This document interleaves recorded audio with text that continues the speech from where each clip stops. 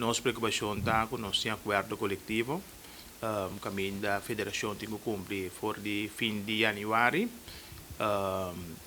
Dezembro último nos cabe alargar esse ano com um ano, que é por condição de válido de seu, entre outro é periodisering e indexering também tá acordo não coletivo, artigo nesse ano, o tem que cumprir com ele. Para o começo de janeiro, a federação tem indicado que não tem problema financeiro, que não vai cumprir com os dois artigos não é, mirando que o recorte não está bem na direção e também é presunto de 12,5% de condições secundárias também está alarmante e fora de ano passado a federação manda su colossa briva manda diferente carta de atenção de direção do governo também Holanda de cerca nós indicando para posinta com o departamento para poder chegar na sua contrato solvável, caminho de cuidado e serviço que todo na poder continuar e também nós membros profissionais na poder tratar conforme esse ou caminhando também a motivação e adelanto. No porta sina ko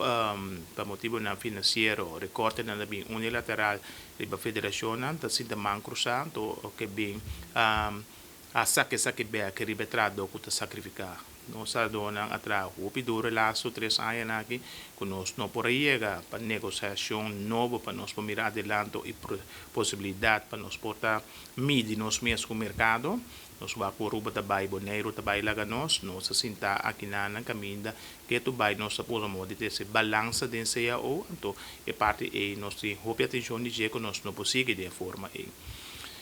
para o meu trajeto mirando que nós mesa toma iniciativa para pôr partido na mesa partido na inicialmente pedir lunes de espaço para não por cabo de atender parte de junto com a federação, misa com o departamento pedindo a cifra não com algo que vai ter vista de terá onda não por vai dona mandensa aqui não tem indicar que escassidade financeira tá algo que tá manifestar se que o departamento também então nós sinta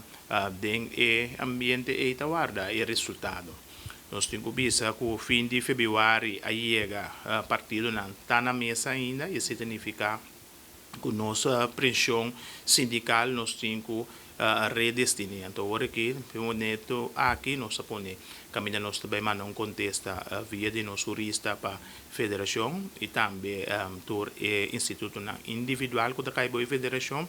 Então, caminho nós tamara para fim de março, caminho se não cumpre nossa preparação para cada caminho jurídico.